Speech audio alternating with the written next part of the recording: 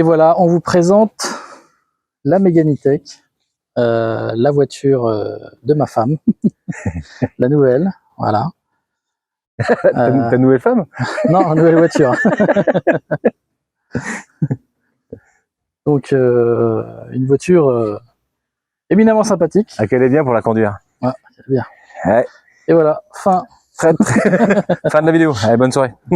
Donc ouais, superbe petite voiture. Moi, ce que j'aime surtout là, c'est chez Renault, là, c'est la Mégane E-Tech. Qu'est-ce qu'elle est compacte?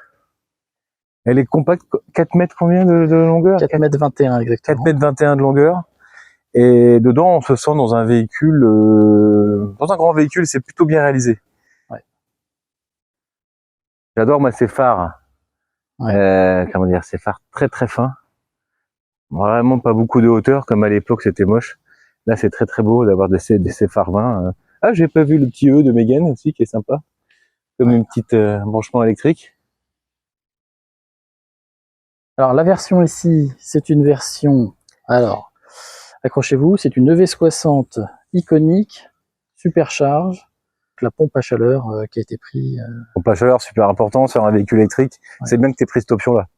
Ouais. Et donc, grand rétro, comme les petits SUV.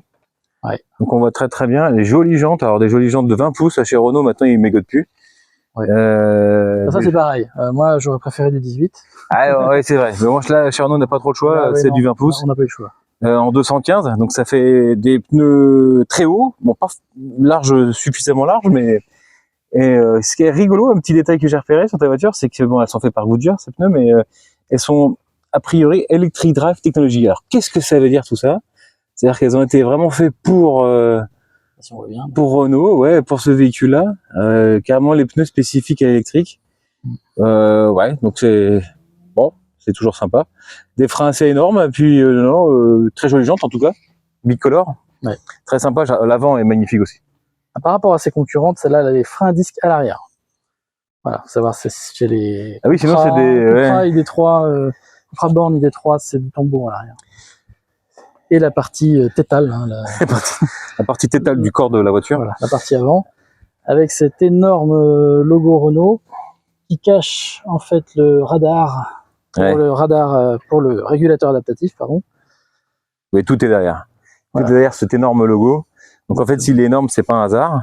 Et puis ici, après, effectivement, pour se garer, toujours les petits LED avec les petits radars habituels avant et arrière. Ouais. Toujours des phares très très fins. Alors moi, je suis désolé, mais je regarde toujours les phares. J'adore ça. Mais les phares ouais, ils sont beaux. Très fins aussi, pareil. Alors c'est LED. On montrera la signature lumineuse après. Ouais. Si, c'est très joli. Bon, et vous avez la fameuse lame F1 qui normalement sur l'iconique est dorée. Là, on a pris ton caisse, enfin la couleur de la caisse. Ouais, tu voulais pas faire trop ostentatoire. non. Bah, t'as pas mis des signes religieux dessus. Non, tout ça. Du tout. Non, d'accord. Non, mais c'est bien. Une voiture végane. Ouais. Non, la lame, ouais, on a pris ton caisse. La lame dorée, c'était pas notre truc. Bon, oui. Il y en a qui aiment bien, nous c'est pas notre truc, après chacun ses goûts. Le toit, on l'a pris, alors on a pris une couleur biton. Le toit est gris schiste. C'est noir et gris schiste, voilà. Noir et gris schiste. Voilà, donc là on a... Elle est, franchement, elle est très très belle cette petite voiture.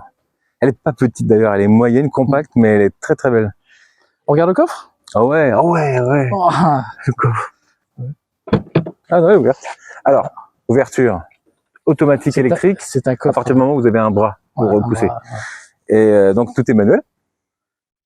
Tout est manuel, voilà. Donc le coffre. Ouais, pas mal, regarde de petits.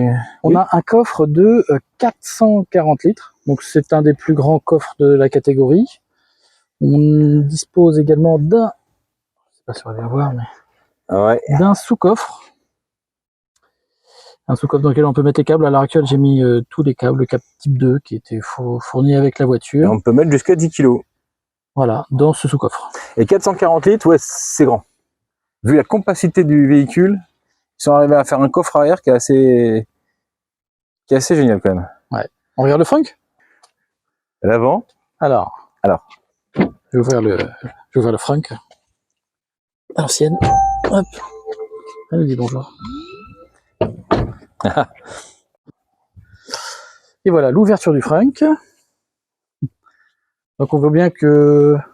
Il n'y a pas de frunk, enfin il n'y a pas de coffre. Il n'y a pas de coffre. Voilà. Et non, il n'y a pas de coffre. Parce qu'en fait, tout est là. Tout est là. Là, c'est le moteur. Voilà. Entre guillemets, un peu... Le chargeur. un peu à l'ancienne, quoi. C'est-à-dire que le moteur, un peu... Alors, le moteur est très très bas. Voilà. On le voit ici, là. Il est assez bas quand même. Il est pas à fleur de capot, hein. Il est... Ouais, au niveau... niveau hauteur, il est positionné un peu plus au niveau de l'essieu, quoi. Un petit peu plus haut. Pour avoir un centre de gravité, c'est le plus important, le plus bas possible. Voilà, je fais une parenthèse, batterie, mais la batterie, elle est bien toujours tout le plus bas possible. Elle est sous le plancher. Elle est sous le plancher, bon, ça va. Nickel. Et puis, on a rajouté plein de calculateurs, je sais pas, convertisseurs qui sont au-dessus, oui. Il n'y a pas de coffre à l'avant, il n'y a pas de frunk, tout simplement parce que une voiture de 4,20 m avec 440 litres de coffre, un des plus grands, si c'est pas le plus grand coffre de sa catégorie, c'est compliqué de tout réussir à caser en ayant un frunk en plus. Voilà. Ouais, je trouve que c'est déjà pas mal ce qu'ils ont fait. Ouais. Exactement, ils ont tout compacté, tout amené vers l'avant pour pouvoir laisser plus de place. Sur cette voiture-là, c'est pas une propulsion, les moteurs ne sont pas à l'arrière, mais c'est une traction, c'est les roues avant qui tournent. Ça permet de dégager justement suffisamment d'espace à l'arrière pour pouvoir caser le plus grand coffre possible. Ouais, je suis d'accord. C'est pas un hasard. Voilà. Je suis complètement d'accord. De toute façon, depuis le début, c'est toi qui as raison. Ouais. Ok. Ok, c'est bon.